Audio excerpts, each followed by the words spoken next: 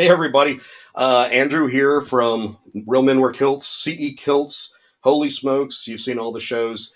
Got a different one. I know you're like, why don't you have a cigar tonight, Andrew?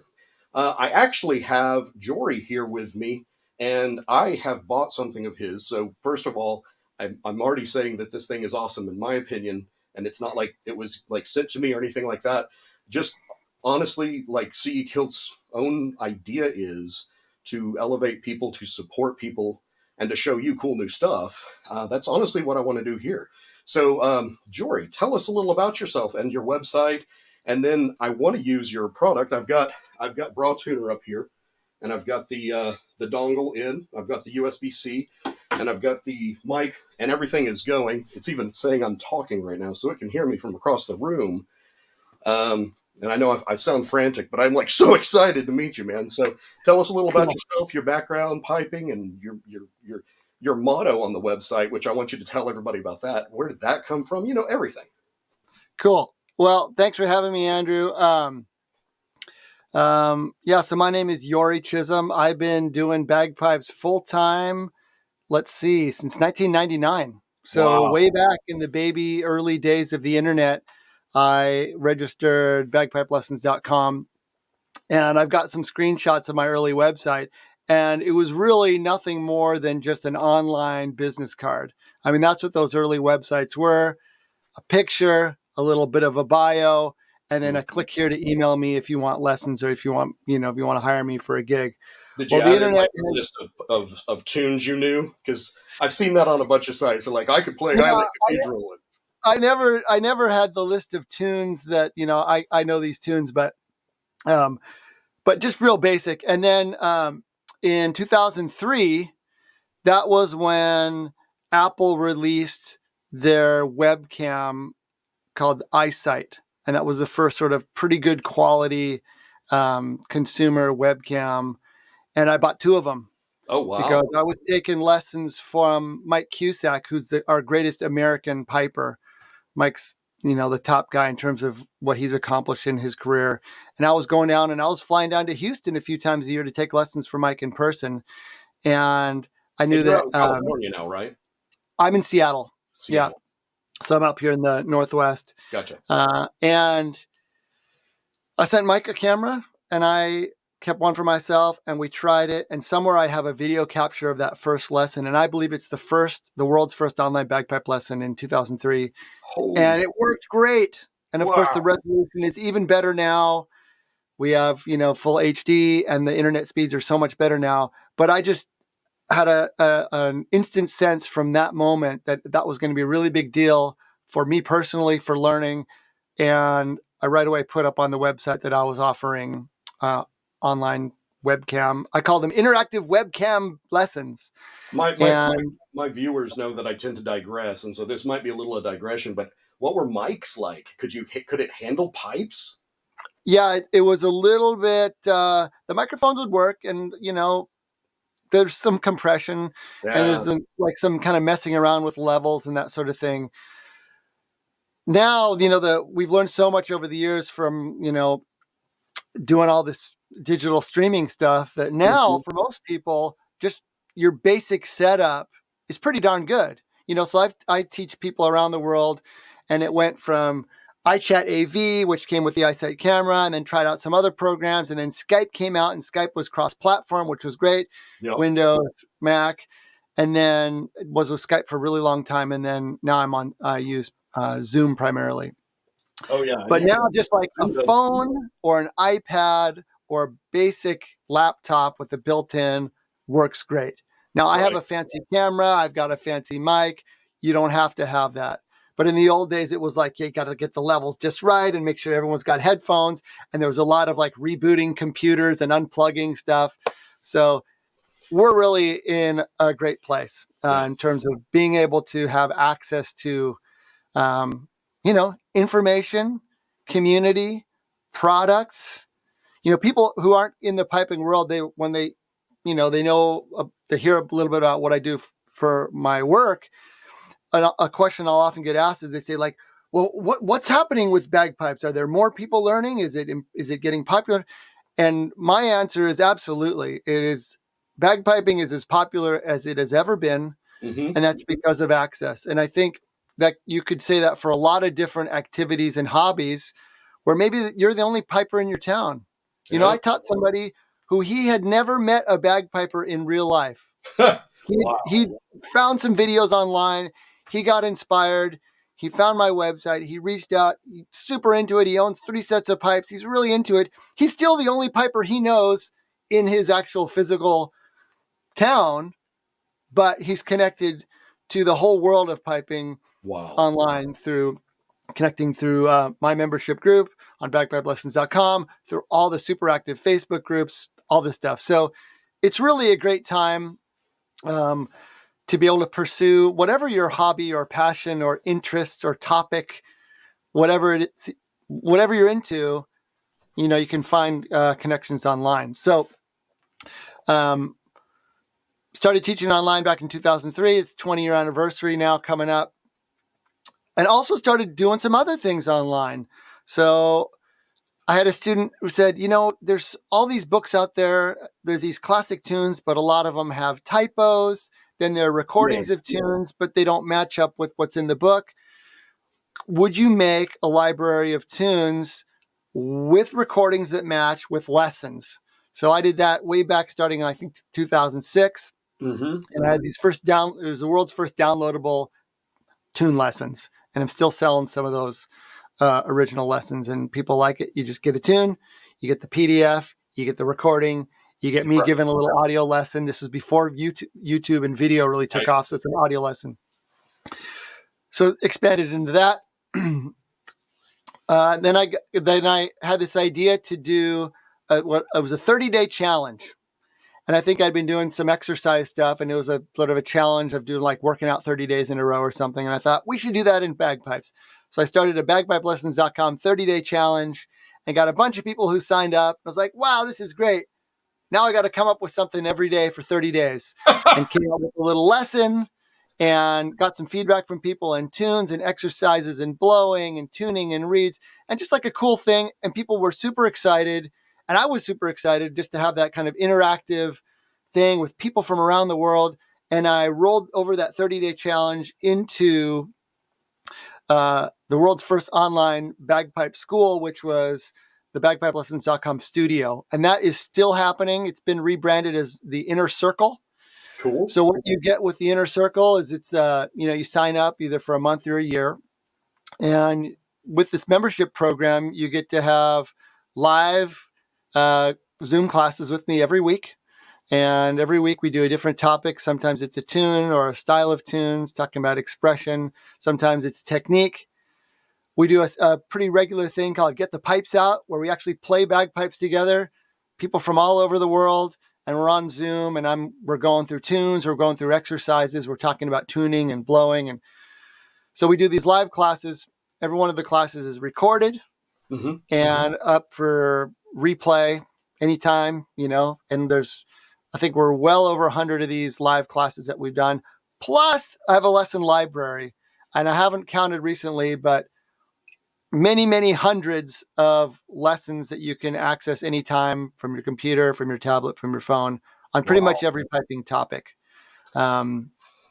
Tuning, drone reads. When I get some new cool equipment that I want to, I test it out and we'll sort of do a product review or a demo, how to tie in a bag, oiling your pipes, hemping, you name it. And we also, my students or the members will come up with, they'll reach out to me and say, hey, I'm looking for a lesson on such and such a tune or this topic, or what do you think about this new kind of water trap?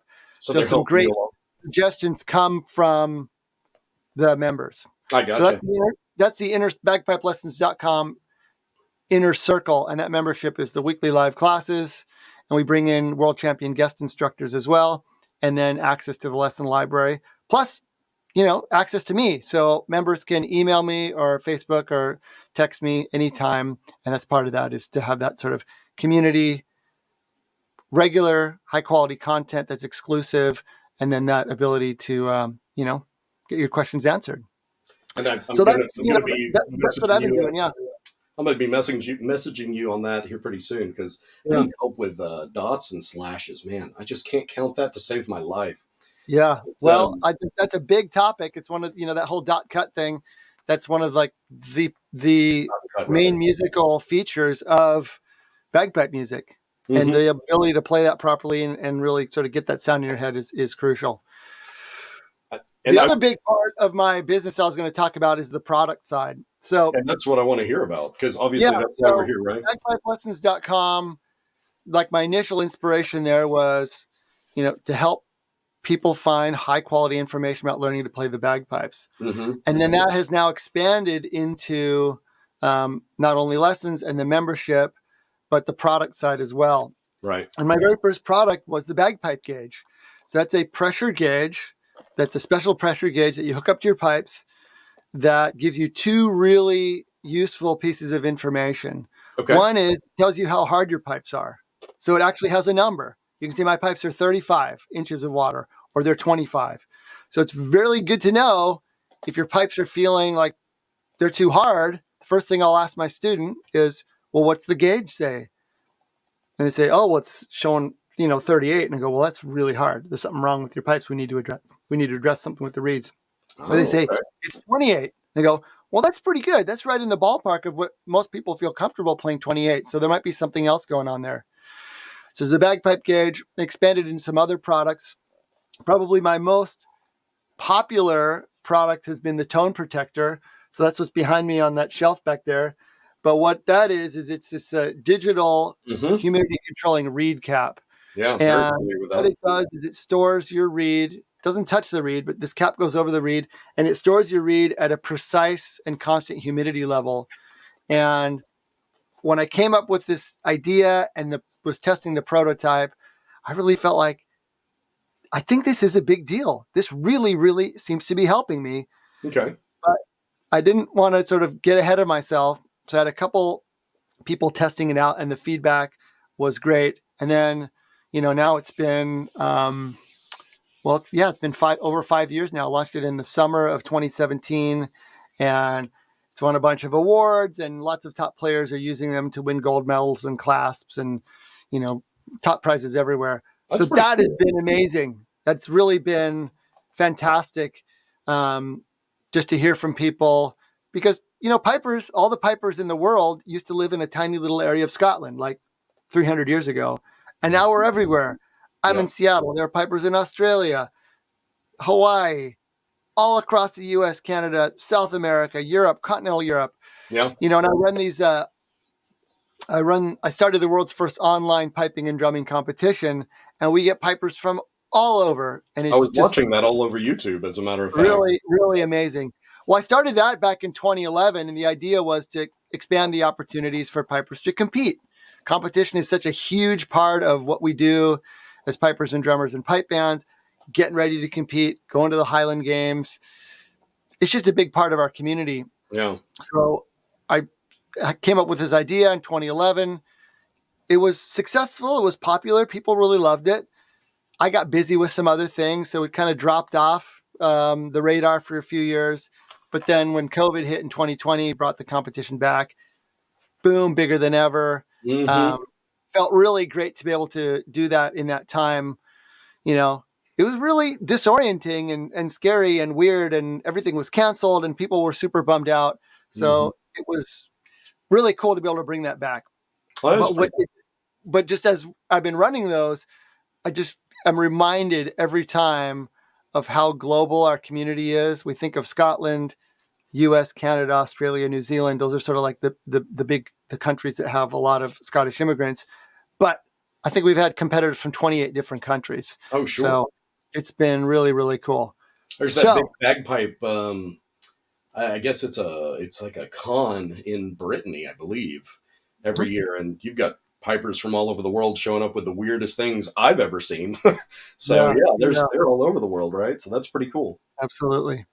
So So because I've been playing for all these years and I've mhm, been competing at a really high level in solos and bands, but also teaching, you know, so you know, what you figure out is that there are challenges that many, many pipers have, or most pipers.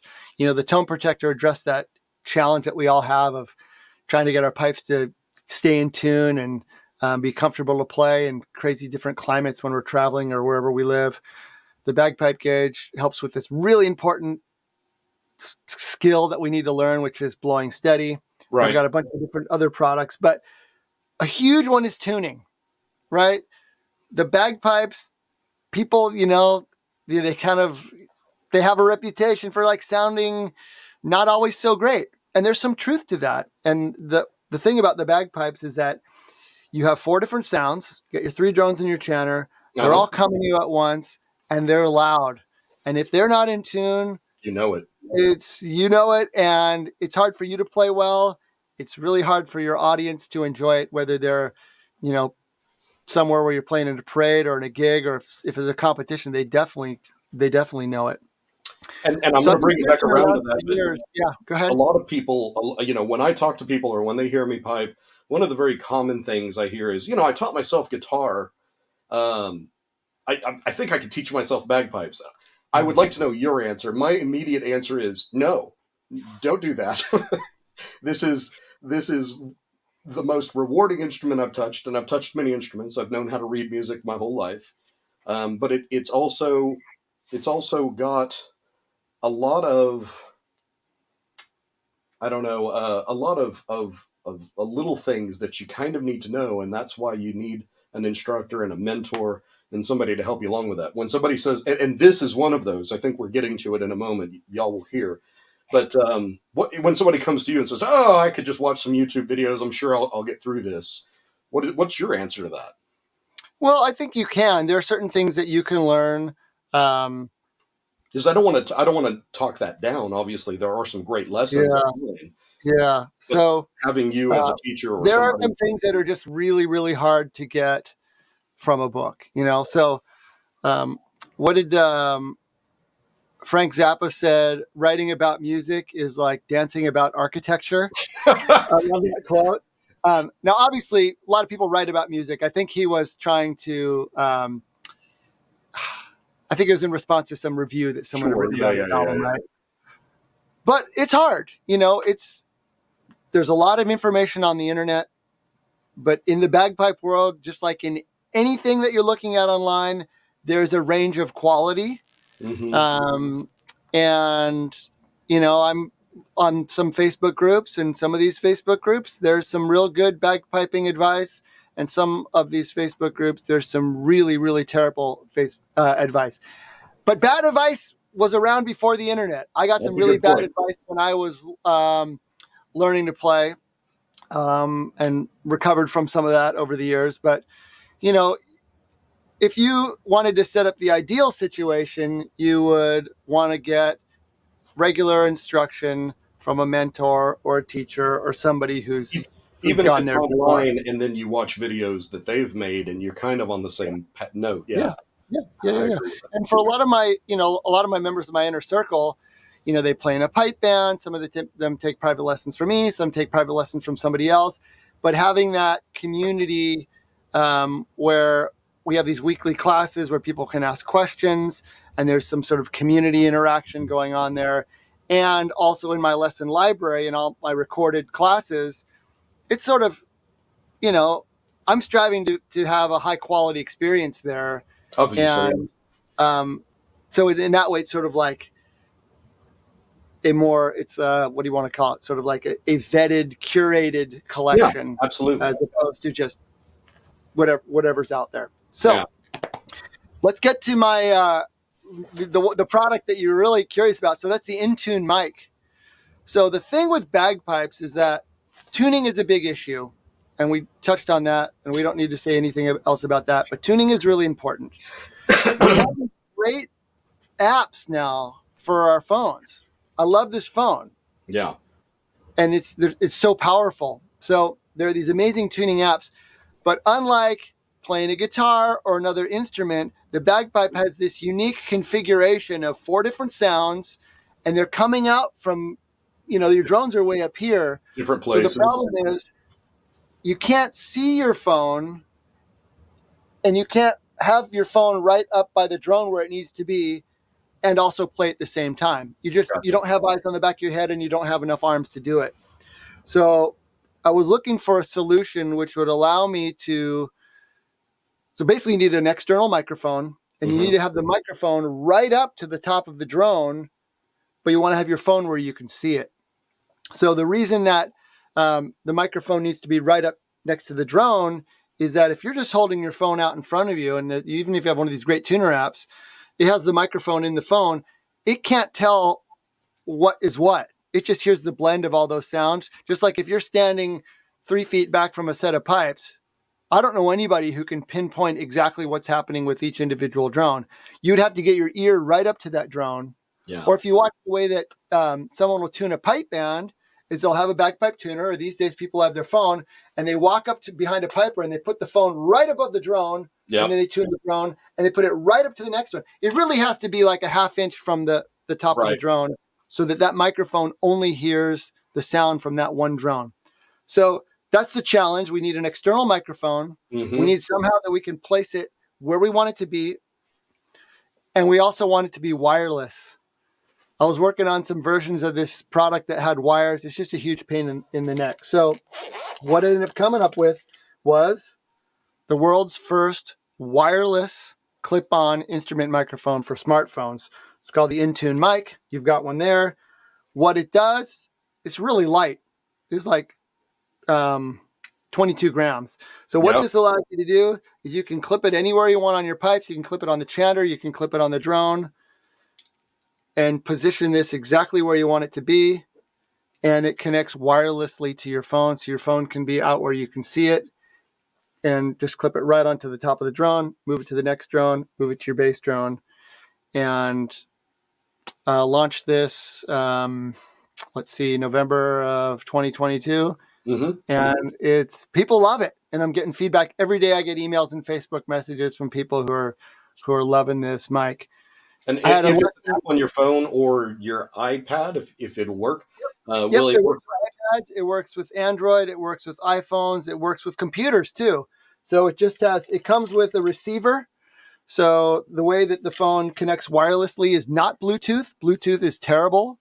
You have a little receiver. Yep, just like you've got there, plugs into the little charging port on the bottom of your phone or your tablet or your laptop, and it connects, and it has almost zero latency. It works on a radio frequency.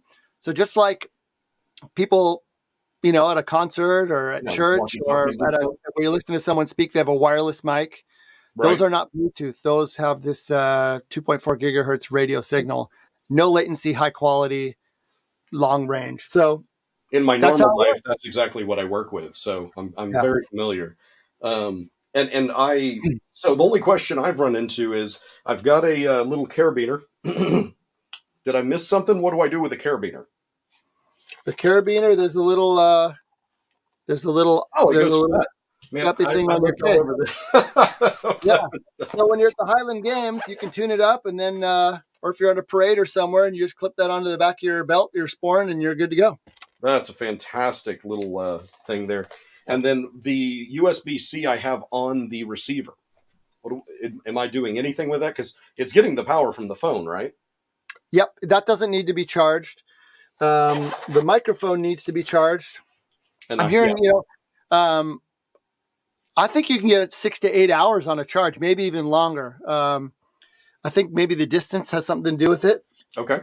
But the little charging port that's on the receiver, that is not to charge the receiver. That's a pass through.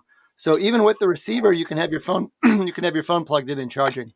What an amazing addition to it! I never even thought to try to charge it that way, but I'm often out and I've played in places and I've had to have something charging. So that makes great sense. What an awesome addition!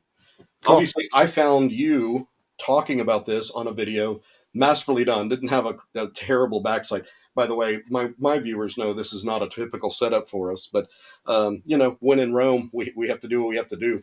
But your video was fantastic, and I jumped the second I saw this, and I thought this is maybe the next tool I need to move myself forward.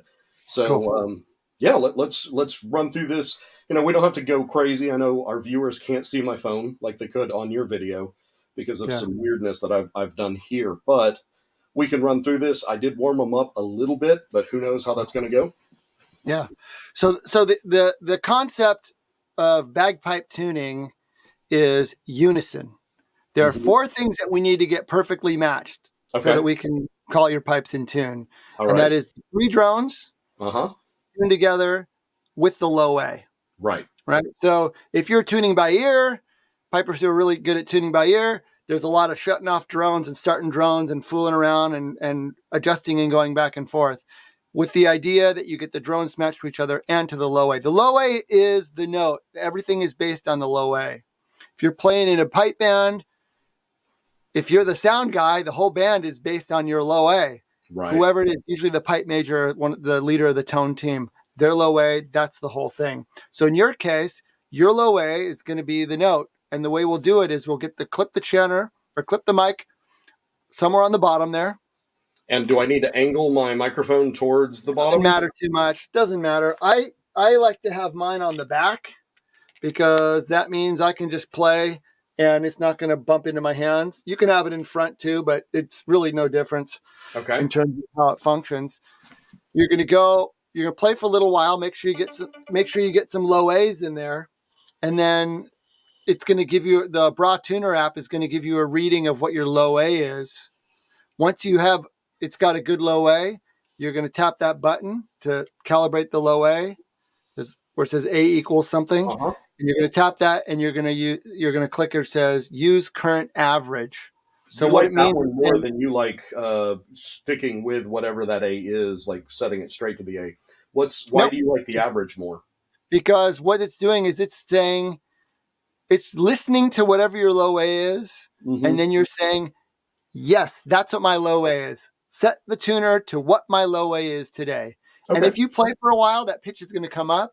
If you go somewhere else in your house where it's a different temperature, that pitch might change a little bit. Yeah. But that's the beauty of being a solo bagpiper.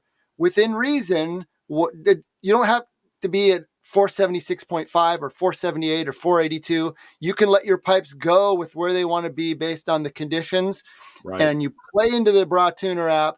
It's listening, it's adjusting that low A, and then once you get it to where you want it to be, you say use current average, and then it calibrates the tuner to your low A.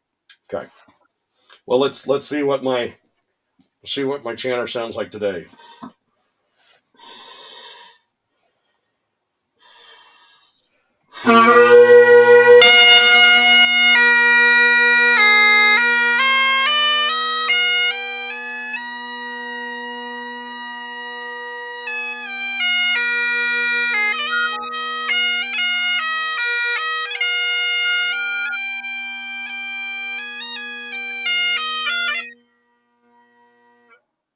I know that was rather abrupt, but I'm trying not to waste your time too much.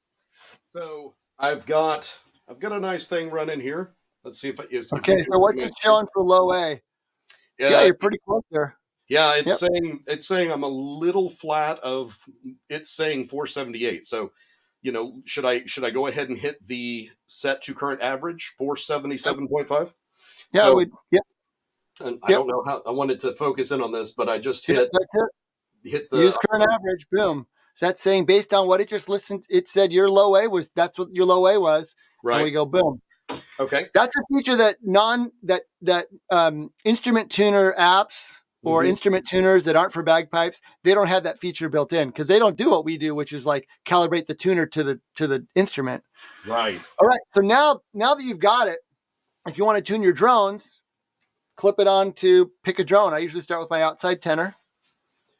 Now, clip do it you on have there. a particular place you like to latch it? Like I just went on the I usually just below the cord guide. So you're above. I do it just below. Some sets of pipes, there isn't really enough room there. Yep. And then cord fell off. Okay. And then just get it. I like to get the fuzzy tip as close as I can to the hole without plugging it up. So, I mean, literally like a half inch to it. So now what you're going to do, your tuner's calibrated to your low A. You're going to move that drone until the tuner says you're in tune. And I won't have to worry about my middle tenor. Just leave it going. All right, let's see what happens.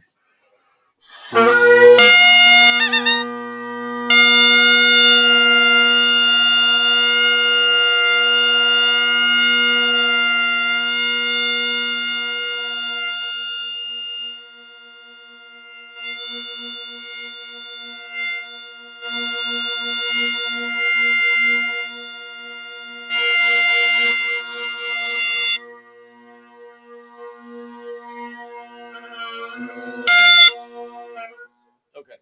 So it says that I'm in the middle here. I wanted to show everybody, but I couldn't keep my mind going on all the moving parts at once. So I'll just move it over to the next one and get that one going too. Yep. And once you get those two, the tuner should show you, but you should also hear that some of that wavering goes away. Right. All right. Now, in your original video, I think you said, you tend to try to keep all the reeds moving while you're doing this. Starting and stopping is messing with pressure and moisture. I get it. Yeah.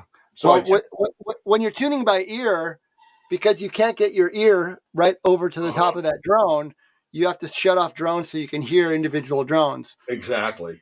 But with this, the microphone, it's right there. It's only hearing that drone. It's not hearing anything else. Right. Okay.